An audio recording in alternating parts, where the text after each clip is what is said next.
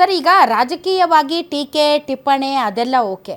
ಧರ್ಮಾಧಾರಿತ ಟೀಕೆ ಟಿಪ್ಪಣಿಗಳು, ಧರ್ಮಾಧಾರಿತ, ಇವಾಗ ಒಬ್ಬ ರಾಜಕೀಯ ನಾಯಕನಾಗಿ ನೋಡಲ್ಲ.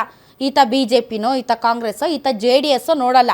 ಅದರಲ್ಲೂ ಧರ್ಮ ಹುಡ್ಕೋದು. ಇಫ್ ಈಸ್ ಮುಸ್ಲಿಂ ಅವ್ರಿಗೆ ಬೇರೆ ಥರದ ಮಾತುಗಳು, ಅವರನ್ನು ಬೇರೆ ಥರದ ಇದರಿಂದ ಅವ್ರನ್ನ ಚುಚ್ಚೋದು, ಇದು ಯಾವ ಥರ ಟ್ರೆಂಡ್ ಸರ್? ಅದು ಯಾರೇ ಆಗಿರಲಿ ಸರ್, ಇಫ್ ಈಸ್ ಮುಸ್ಲಿಂ ಅವ್ರಿಗೆ ಬಳಸೋ ಭಾಷೆನೇ ಬೇರೆ ಆಗ್ಬಿಡುತ್ತೆ.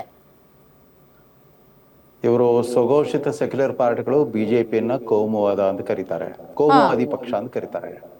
ಅದಕ್ಕೆ ಪ್ರತಿಯಾಗಿ ಇವ್ರ ಹತ್ರ ಇರೋ ಅಸ್ತ್ರ ಯಾವುದು? ಶುಷ್ಕ ಜಾತಿವಾದ. ಬಿಜೆಪಿಯ ಸರ್, ಈಗ ನೀವು ಒಂದ್ ಮಾತು ಹೇಳ್ತೀನಿ ಸರ್, ಈಗ ಬೈಗುಳದಲ್ಲಿ ಈಗ ನೀವ್ ಏನಾದ್ರೂ ಬೈರಿ ಸರ್, ಎಂತದಾದ್ರೂ ಪದ ಬೈರಿ, ನೀವ್ ಪಾಕಿಸ್ತಾನ ಅಂದ್ರೆ ಮಾತ್ರ ಅದನ್ನ ತಡ್ಕೊಳಕ್ ಆಗಲ್ರಿ ಸರ್. ನೀವ್ ಏನೇ ಹೇಳ್ರಿ, ಬೇಕಾದ್ರೂ ಬೈರಿ, ನೀವು ಅದನ್ನ ಅಕ್ಸೆಪ್ಟ್ ಮಾಡಿಬಿಡ್ತೀವಿ. ಆದ್ರೆ ಈ ಪಾಕಿಸ್ತಾನ ಅನ್ನೋ ಪದ ಮಾತ್ರ ಸರ್, ಅದನ್ನ ಯಾರೇ ಅಕ್ಸೆಪ್ಟ್ ಮಾಡ್ಕೊಳಕ್ ಆಗಲ್ಲ, ಯಾರೇ ಆಗಿರ್ಲಿ. ಬಿಜೆಪಿ ನಾಯಕರ ಸಮಸ್ಯೆ ಏನಾಗ್ಬಿಟ್ಟಿದೆ ಅಂತಂದ್ರೆ, 12 ವರ್ಷಗಳ ಕಾಲ ಪ್ರಧಾನಮಂತ್ರಿ ಆದ್ರೂ ಕೂಡ ಮೋದಿಯ ಸಂಕೀರ್ಣ ವ್ಯಕ್ತಿತ್ವವನ್ನು ಇವರು ಅರ್ಥ ಮಾಡ್ಕೊಳ್ಳೇ ಇಲ್ಲ. ಮೋದಿ ಅವರು ತಮ್ಮ ಪ್ರಪ್ರಥಮ ಪ್ರಮಾಣ ವಚನಕ್ಕೆ ಸಾರ್ಕ್ ದೇಶಗಳ ಮುಖ್ಯಸ್ಥರು ಎಲ್ಲರನ್ನೂ ಕರೆದಿದ್ರು. ಪಾಕಿಸ್ತಾನ ಪ್ರಧಾನಮಂತ್ರಿ ಇದ್ರು, ಬಾಂಗ್ಲಾದೇಶ ಪ್ರಧಾನಮಂತ್ರಿ ಇದ್ರು, ಇತರ ರಾಷ್ಟ್ರಗಳ ಪ್ರಧಾನಮಂತ್ರಿ ಇದ್ರು. ಅಷ್ಟೇ ಅಲ್ಲ, ಆವತ್ತಿನ ಪ್ರಧಾನಮಂತ್ರಿ ಆಗಿದ್ದ ನವಾಜ್ ಶರೀಫ್ ಅವ್ರನ್ನ ಅನೌಪಚಾರಿಕವಾಗಿ ಅವ್ರ ಸ್ನೇಹವನ್ನ ಪಡ್ಕೊಳ್ಳಿಕ್ಕೆ ಪ್ರಯತ್ನ ಮಾಡಿದ್ರು. ಪ್ರೋಟೋಕಾಲ್ ಮಡಿಯುವಂತಿಕೆನ ಬದಿಗಿಟ್ಬಿಟ್ಟು ಅವ್ರ ಮನೇಲಿ ಯಾವ್ದೋ ಖಾಸಗಿ ಸಮಾರಂಭ ನಡೀತಾ ಇತ್ತಂತೆ, ವಿದೇಶದಿಂದ ವಾಪಸ್ ಬರುವಾಗ ಅವ್ರ ಮನೆಗೆ ಹೋಗ್ಬಿಟ್ಟು ಬಂದ್ರು ಇಸ್ಲಾಮಾಬಾದ್ಗೆ. ಅಷ್ಟೇ ಸಾಕಾಯ್ತು. ಅಲ್ಲಿನ ಪಾಕಿಸ್ತಾನದಲ್ಲಿರೋ ಮಿಲಿಟರಿ ನಾಯಕತ್ವಕ್ಕೆ ಇದು ಯಾಕೋ ನವಾಜ್ ಶರೀಫ್ ಕೈ ಕೊಡ್ತಾ ಇದ್ದಾನೆ, ಮೋದಿ ಜೊತೆಗೆ ಸ್ನೇಹ ಚಾಸ್ತಾ ಇದ್ದಾನೆ ಅಂತ ಗೊತ್ತಾದ ತಕ್ಷಣ ನವಾಜ್ ಶರೀಫ್ರನ್ನ ಗಡಿಪಾರು ಮಾಡ್ಬಿಟ್ರು. ಅದು ಪಾಕಿಸ್ತಾನದಲ್ಲಿರೋ ವ್ಯವಸ್ಥೆ.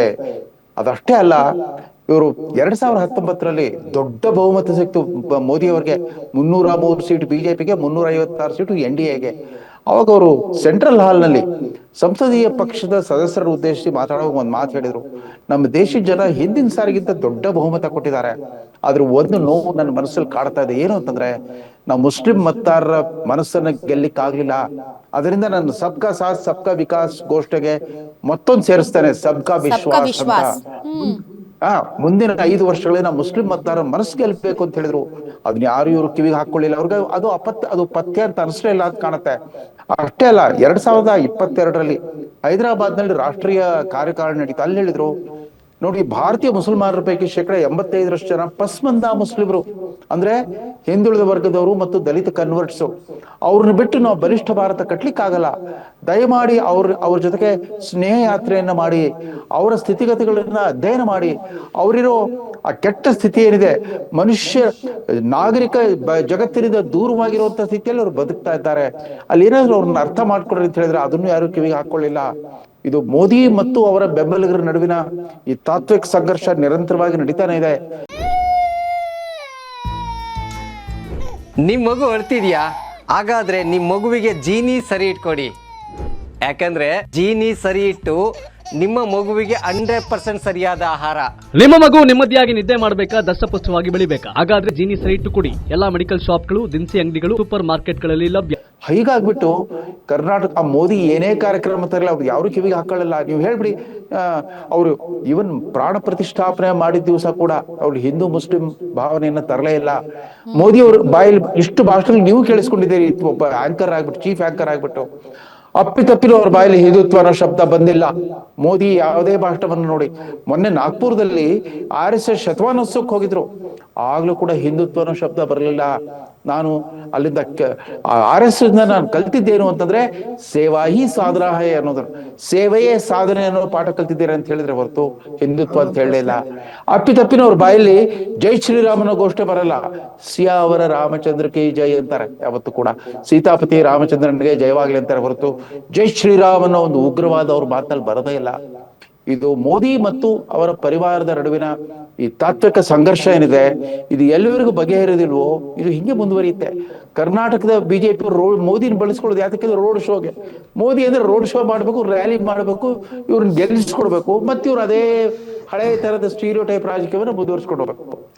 ಇದು ಸಮಸ್ಯೆ ಸರ್. ಈಗ ಉತ್ಕರ್ಷ ಒಂದೇನೋ ಪ್ರಶ್ನೆ ಕೇಳೋದಕ್ಕೆ ಅವರ ಕೈ ರೇಸ್ ಮಾಡ್ತಾ ಇದ್ದಾರೆ. ಒಂದೇನಂದ್ರೆ ಖಂಡಿತವಾಗ್ಲೂ ಸರ್ ಹೇಳದಂತದ್ದು 100% ಸತ್ಯ. ಅಲ್ಲ, ನೀವೇನಾದ್ರೂ ಕ್ವಶನ್ ಇದೆಯಾ ಅವ್ರಿಗೆ? ಕ್ವಶನ್ ನಾನು ಪಾಯಿಂಟ್ ಹೇಳಿ. ಓಕೆ, ನಾಗೇಂದ್ರ ಸರ್ ನಮಸ್ತೆ.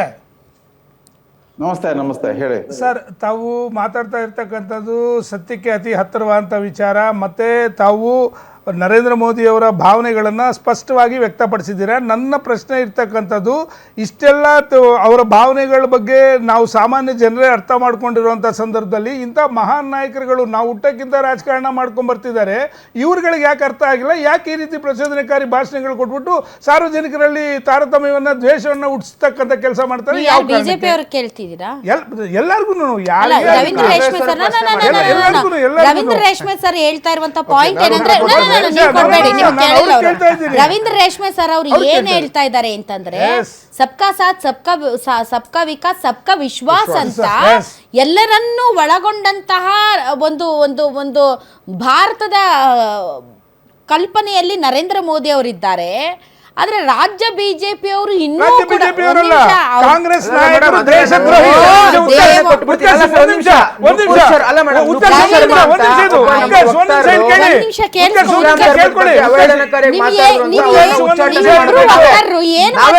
ನೀವು ರವೀಂದ್ರ ರೇಷ್ಮೆ ಸರ್ ಏನ್ ಹೇಳ್ತಿದ್ದಾರೆ?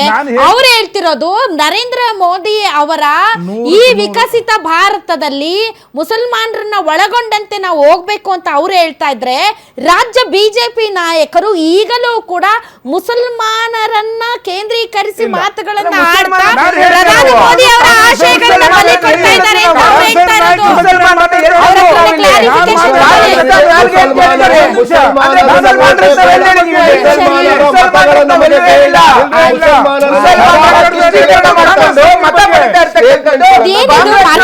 ಮಾರ್ಕೆಟ್ ಇದು ಮೀನ್ ಮಾರ್ಕೆಟ್ ಏನ್ರಿ ಸರ್? ಒಂದ್ ನಿಮಿಷ ತಡ್ರಿ, ಅವ್ರನ್ನ ಕೇಳೋಣ.